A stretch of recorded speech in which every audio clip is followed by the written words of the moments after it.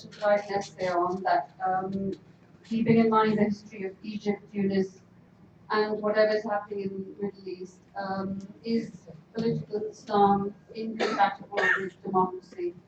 And I picked up 2 out of 3 case studies, Egypt and Tunis, and obviously I mentioned the mistakes that you mentioned from Morsi, that it wasn't the incompatibility, it was mistakes, and it was multifactorial. But at the end of my talk, when I asked my teacher what is the right answer, he said there are no right answers. So I placed the same question because I cited you a lot in my essay, and so I thought. Well, you were on to the right person. What is the right answer? It's what John said. And the second question is, what is the solution for the ever-rising Islamophobia? We don't see it coming to a halt or a plateau. The coverage of the media is really, it's amazing how it covers. I'm not saying the London attack was a small attack. 5 people dying in London, and hundreds of people dying in funerals and wedding processions in Syria and Yemen. Yeah. There's totally no, absolutely no media coverage. And whenever any attack happens in Europe, France, Belgium, England, or anywhere in the West, including the United States, it's remembered for weeks and weeks, and then every year it's commemorated so that it doesn't die in the hearts of people. So it looks like Islamophobia, every opportunity is used to plant and grow Islamophobia even stronger. So I don't see a way out, probably because I'm a student. So. Yeah, I think that there was a recent report, about the U.S. In the bombing that perhaps 100 to 200 civilians were killed. And I saw a report yesterday and today where the military said the military would look into it. But I thought the report I saw today said it's possible. Well, what happened? Okay, the grander example of this is while America, with regard to Iraq or Afghanistan, quite naturally, we knew every American was killed or wounded. When asked about how many Iraqis were, it would always be, we don't have the numbers. Mr. Romney would say that. But when then private outfits, one time it was at Johns Hopkins University, came out with these mega numbers, he said, oh, those numbers are wrong. Well, how do you know the numbers are wrong? You have to know whether the numbers are right. With regard to the first part, the question of are Islam and democracy compatible is that it all depends on what interpretation of Islam. This is true for anything. Part of it is to say we have examples that show that they're not incompatible. But it's going to depend on the interpretation. With regard to Morsi in the current period, this is an interesting thing. I have said this in public with different audiences, and nobody's ever answered me or challenged me. I basically say to people, if you want to compare Morsi, again, you can say a lot of things were a problem. Morsi and Sisi, okay? Take a yellow pad, put Morsi administration, Sisi. Talk about numbers of people killed to come to power. Talk about numbers of people imprisoned and tortured. Talk about, you can go right down all the major categories. And the interesting thing is, not only, I mean literally, that nobody bothers to do it and send me their answer. Nobody in the audience raises their hand and attempts to even answer it, because there is no comparison. Again, that's not to say that there weren't mistakes made by the Morsi government, but the level of repression, etc., and then what's happened in the post period. Mubarak is let out of prison. One can go on and on.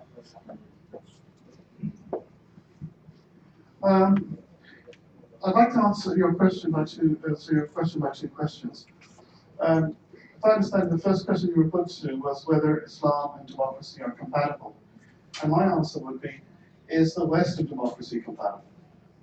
Because there's an idea that we have that democracy itself refers to a set of practices and some sort of idea of government by the people, for the people, for example. The thing is this, that I would say to you that democracy actually always refers to particular kinds of governments, that basically refers to a cultural phenomenon rather than actually governmental practices. So, for example, the United States, up to 1965, disenfranchised something like 10 to 12% of its population through racial segregation. No one says that the United States was not democratic. Switzerland only gave women the vote in 1970. No one says Switzerland is not democratic. And you can multiply these examples. Up till often people say Britain and France were democratic countries, have been democratic countries for hundreds of years. Up till 1947, 90% of the people ruled by the British had no political rights, but it was still a democracy. So the issue really isn't so much about the practices that go on, but is how the metaphor of democracy is used to talk about a cultural formation, a cultural identity, rather than political practices. That is why, even though Iran has had elections every single, throughout after the revolution, even at wartime, it is never considered to be democratic compared to something like Saudi Arabia, which of course is absurd example. So it is not about what is democratic often becomes whether it's friendly to the United States, for example.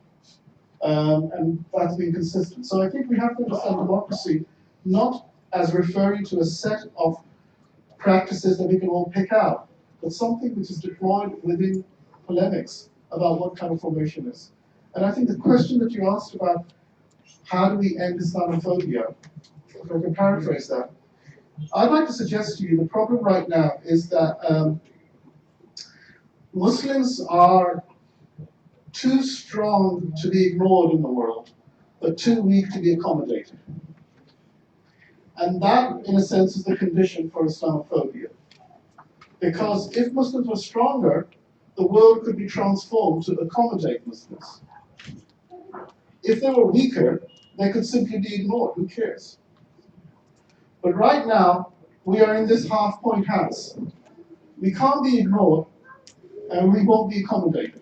So one answer would be, well, there are two answers, logically from this solution, that either Muslims become weaker, so that the world can be rest at peace and ignored, or the one that I would favor, and I would hope most people in this room would favor, that Muslims become stronger, so that the world has to be transformed to accommodate a fifth of its population.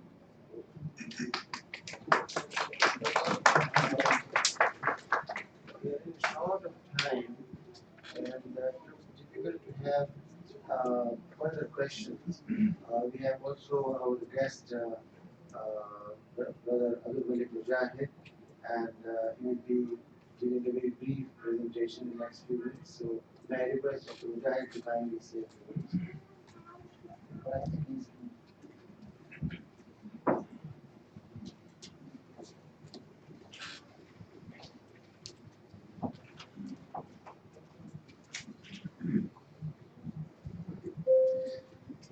السلام عليكم. الحمد لله الذي كفى والصلاة والسلام على سيدنا محمد المصطفى وأشهد أن لا إله إلا الله وحده لا شريك له وأشهد أن محمدا عبده ورسوله. It's a pleasure to be with you. I didn't come here to speak, but to just be part of delegation. It's important for us to recognize that there are several religious leaders from the United States and few other countries who are present here. We came as a delegation, but we also all stand in solidarity with Muslims. I'm a volunteer imam in Chicago, and I just remember that about 40 years ago, I came to establish Institute of Policy Studies to the city. But I just recall that I have never ever spoken here. I just was its founding executive director, established it, wrote things, but I never ever spoke. That means I'll take an hour before I finish. You've made up for it in the United States. Islamophobia is a real threat, but it's not just to Muslims. And this being a think tank, I like some of us to pick up a topic on what is its impact on the United States itself. I stated this to Condoleezza Rice when she stopped using the term Islamic terrorism and Islamic fascism and Islamic extremism. I was so happy that I met her and congratulated her, but I also shared that this phenomena and the policies which came into being, which have never been dismissed since 9/11, are going to hurt America itself. And I stated right there that the London will replace New York as the financial capital of the world. Unfortunately, it took 2-3 years, but it happened. So, what is the impact of Islamophobia on the United States? Is a topic I'm willing to help you study that. Impact on humanity is still no Muslim have done a research. What is its impact on Muslim minorities?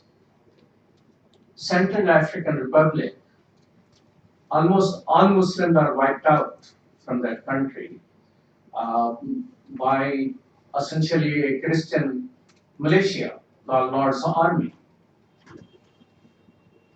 Cynthia Power, US representative to the United Nations, took about 1 year before saying that all mosques have been destroyed. Instead of saying all Muslim, only Desmond Tutu, may God bless him and give him good life, he was the only one in the whole world who said genocide has taken place. The same Islamophobic rhetoric is used in Burma and many, many other places. So who is studying what is the impact on Muslim minorities? This is one topic some of you who are part of this institution or other institutions can take up. Then what is its impact on Muslim majorities? A Muslim country, one of the largest Muslim country, wipes out all its, whatever the term is used for political Islam, I still don't use the Islamists. They completely wiped it out.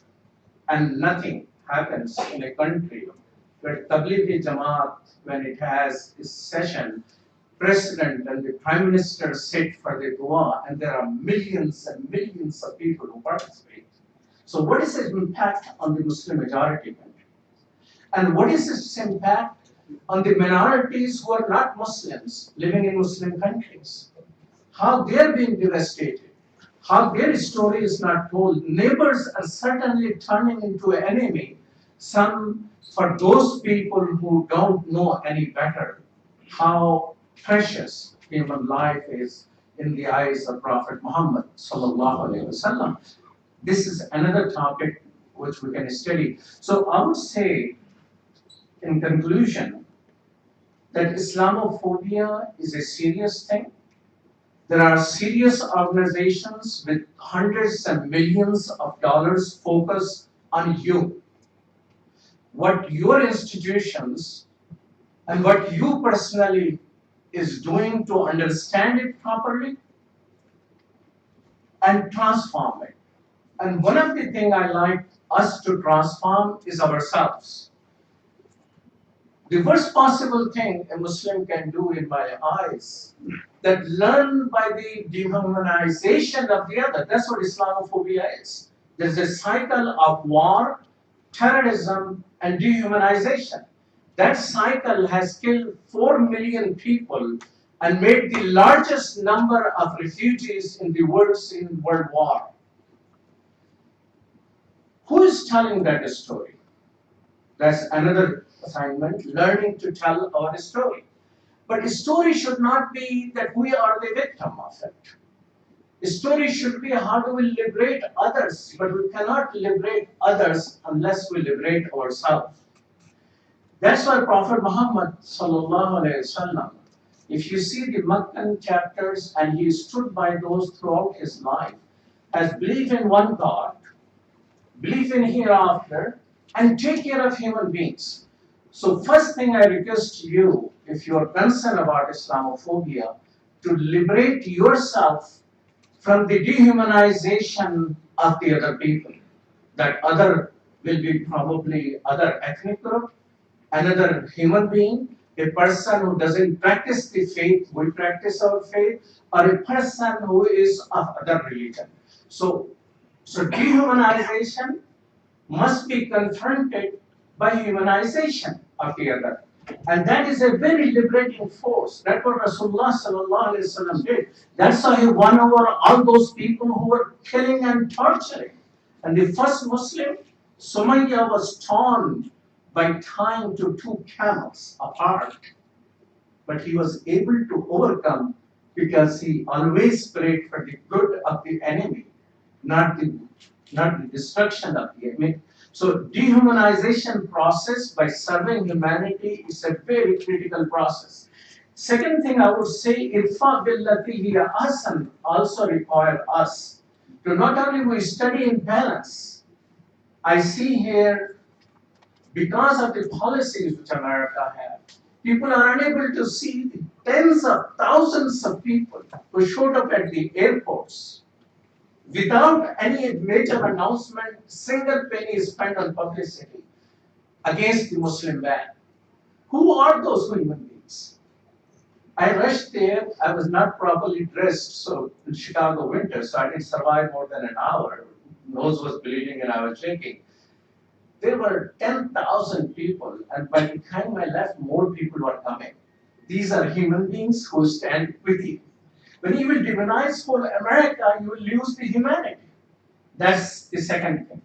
Third thing I would say, Prophet Muhammad, peace be upon him, who know as his job description, the Quran, Shahidan wa Mubashiran wa Nadira, wa Da'iyan ilallahi bi'idnihi wa Sirajan Munira, 5 points. Each and every point deals with communication. And Muslims still are unable to tell their story. He used each and every means of communication available at that time. You know, I mean, madrasa graduate, read all the Sabah and everything. You can make a list of means of communication at that time. He has gone there and done that. Muslims need to master the art of telling their stories. And the last thing I would say, following John, he promoting his work here. He promoted 2 of his books, and he promoted his website. And he will sign it for you. So if you want to be part of a team who like to confront on the model of Itfa billati hiya ahsan, soundvision.com is a good resource for you. Soundvision.com. Well, it's a pleasure to be here. I recognize you, although I'm still thinking of your name. But it's a pleasure to be at a place where I contributed a little bit about 40 years in starting it. Thank you so much. Thank you very much, Professor John, Dr. Salman, Brother Mujahid, and it has been a treat for me to listen to all of them and remember those days when I was also part of these young people around me 45 years back in America. I think it's a privilege for IPS to have Galaxy Scholars this afternoon, and the questions and responses have present like this. I'm sorry for some questions we couldn't answer, but I think what I learned today was what Salman said a while ago, that unless Muslims have that strength, they can never be accepted. And that is intellectual strength, moral strength, strength of our institutions like family. Unless those aspects are focused and you work for that, not just have oration on those subjects, but actual build those institutions, I don't think Muslims can make much impact. I will not take any time. I think we have enough of wisdom from our guest speakers. I thank all of them again on behalf of IPS and your behalf, and pray for their safe journey and return, and see them again inshallah in IPS. Thank you very much.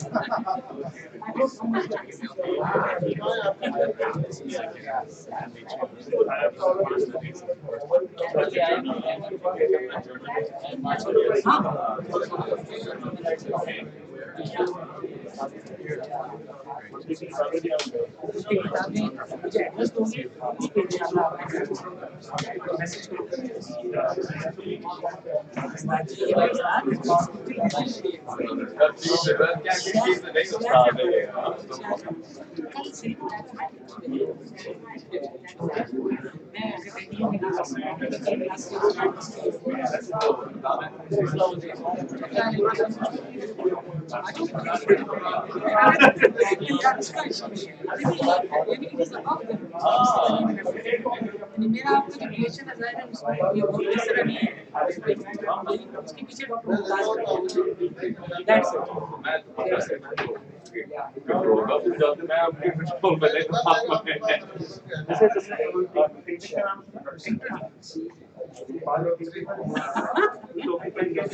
अब आप इसके बारे में ये देखकर आपने क्या था ना बच्चों वाले ये बुलाते ये लोग बच्चे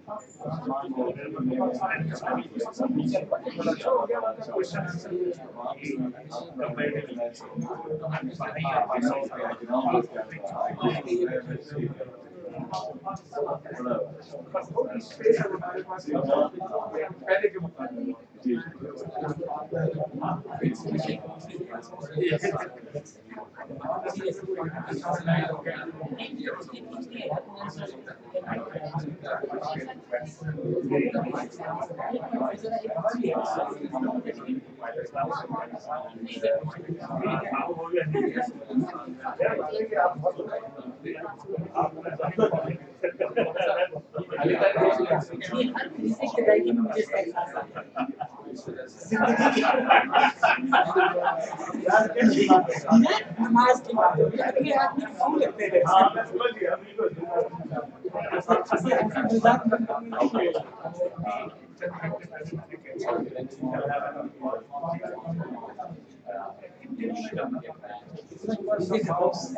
कितना जामे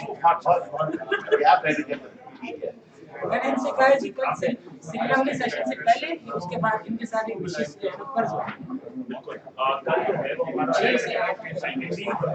सुबह हड्डियों में मोमबत्ती और 6 से 8 सिलेगा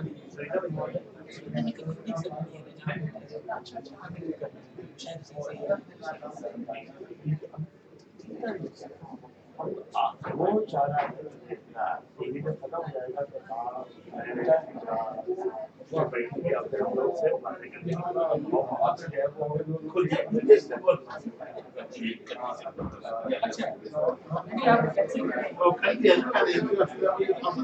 आपको ऐसे नुकसान कहाँ मिलेंगे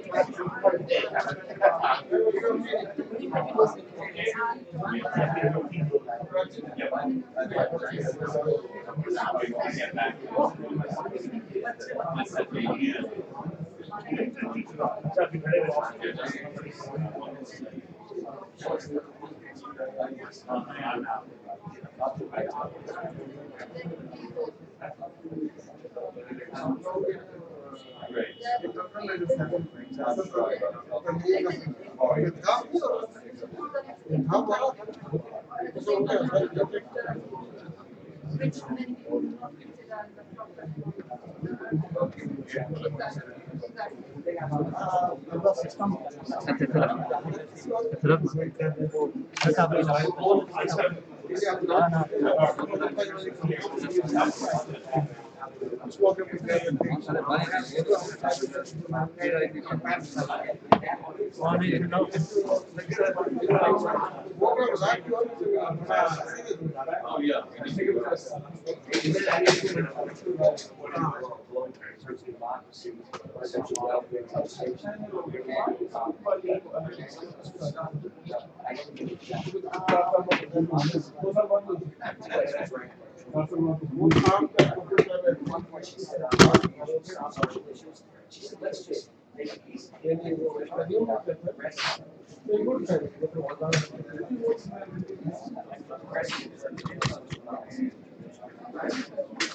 Just like दो चार लोगों को दवाई दे देंगे हैं बट कोई बात नहीं लेकिन यहाँ पे और दूसरा ये इसी वजह से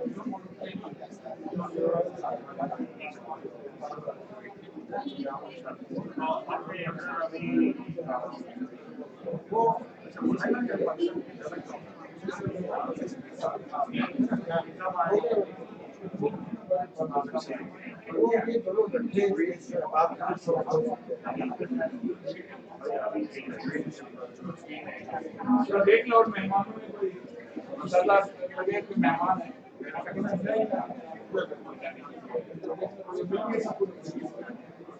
ही ना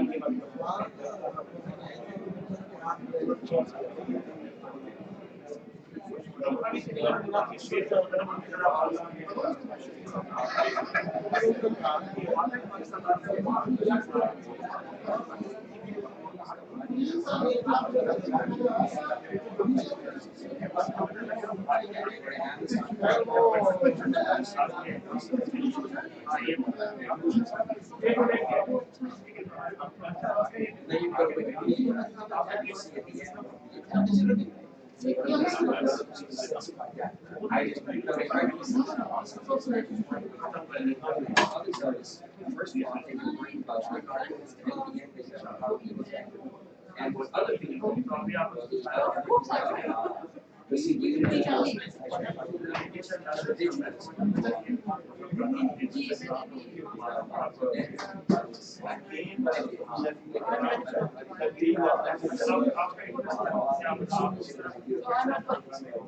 I am a doctor, but now my yeah. You don't have to hide. This is the doctor. This is the doctor. Where Dr. May also someone who's so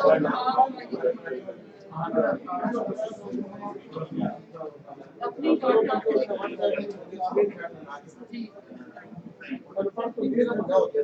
so that you know where it's coming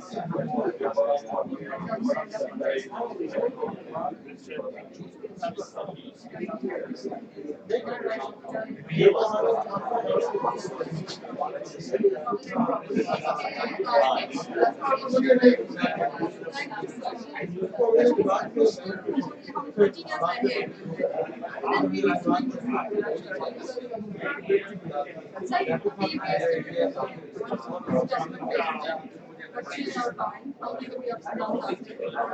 Surely due to the activities that she does. There is everything, there's finance, there's law, there's software, other than that, it's not fine. Other than that, it's okay. That is my house.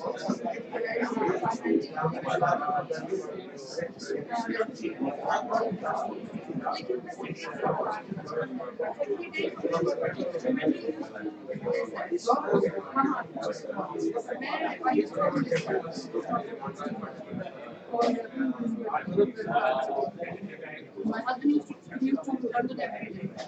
And उनकी जो हम actually उनकी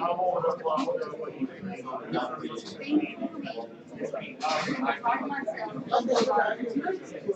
somebody's in the head.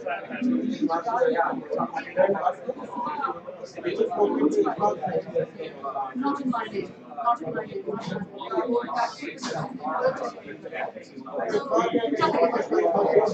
Constant humiliations that he does, and he's enjoying it. So, what do you think?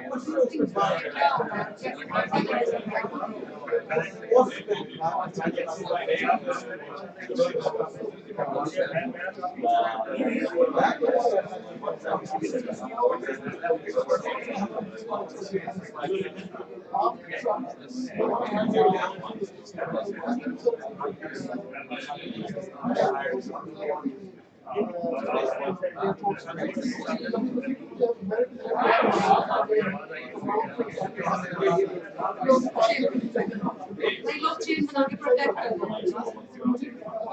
Blessing in disguise.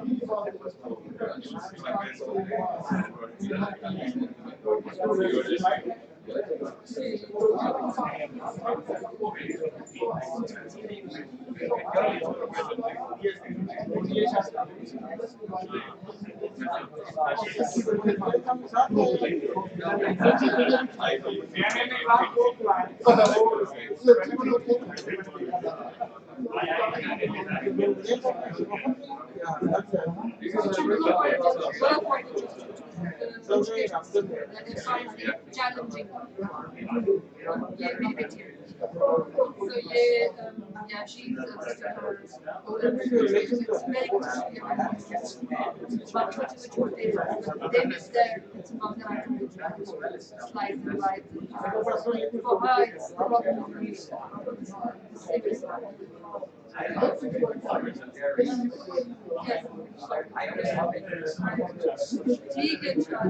I'll write.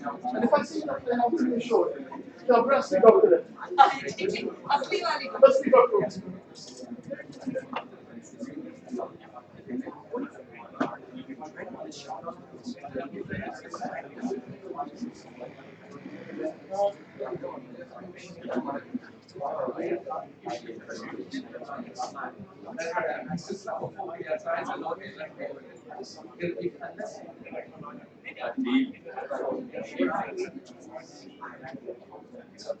Because I also have That's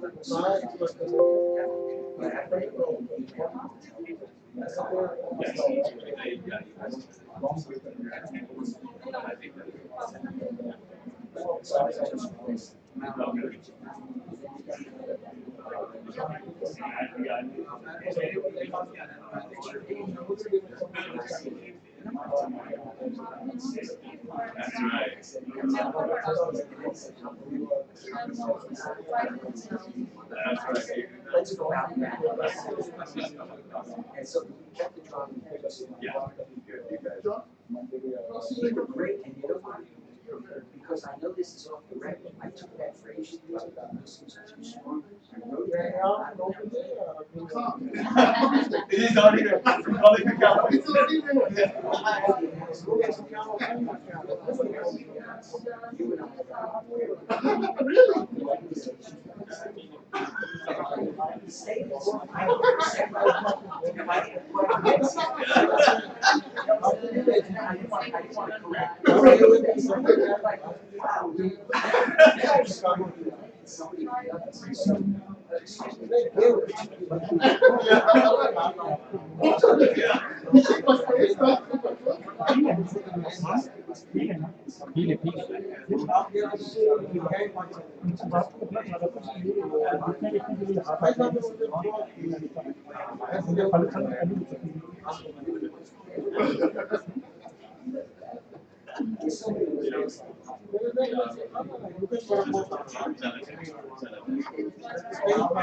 Yeah, you guys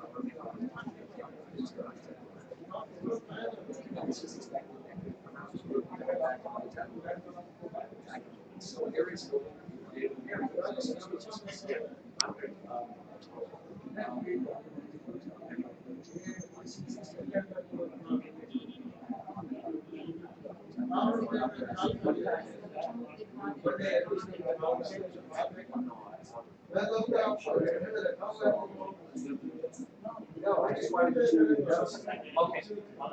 Now I got this left. So.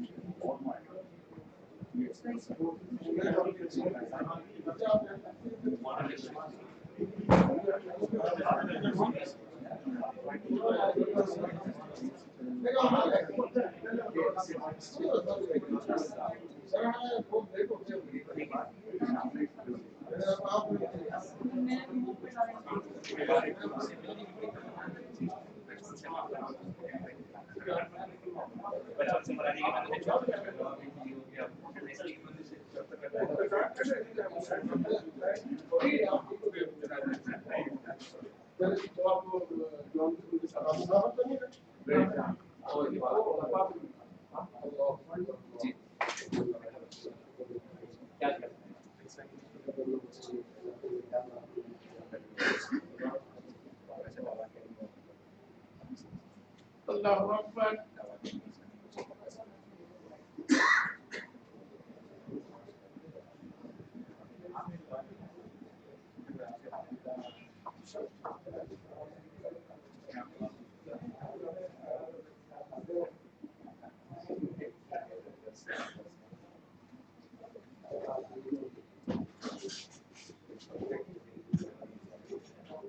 Allahu Akbar.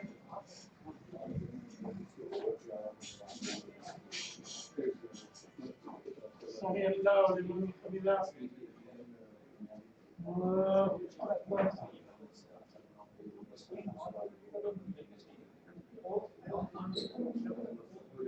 Allahu Akbar. Allahu Akbar.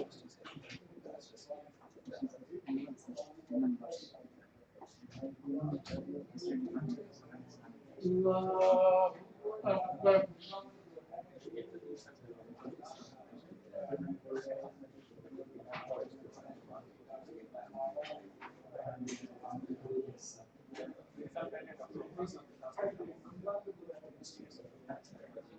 Allahu Akbar.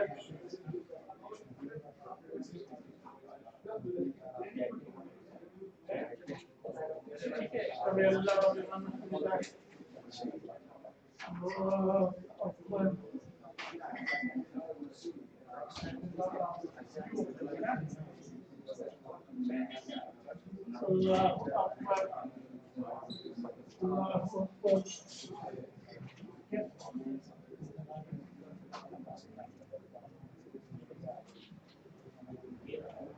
Allahu Akbar. Allahu Akbar.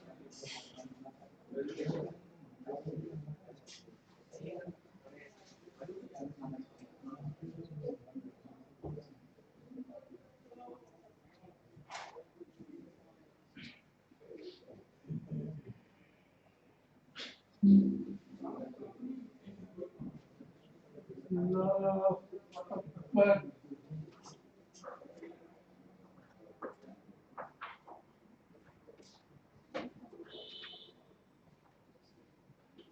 Allahu Akbar.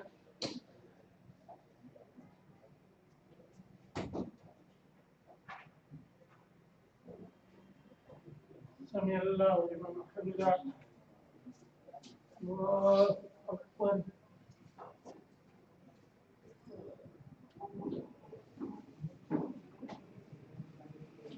Allahu Akbar. Allahu Akbar.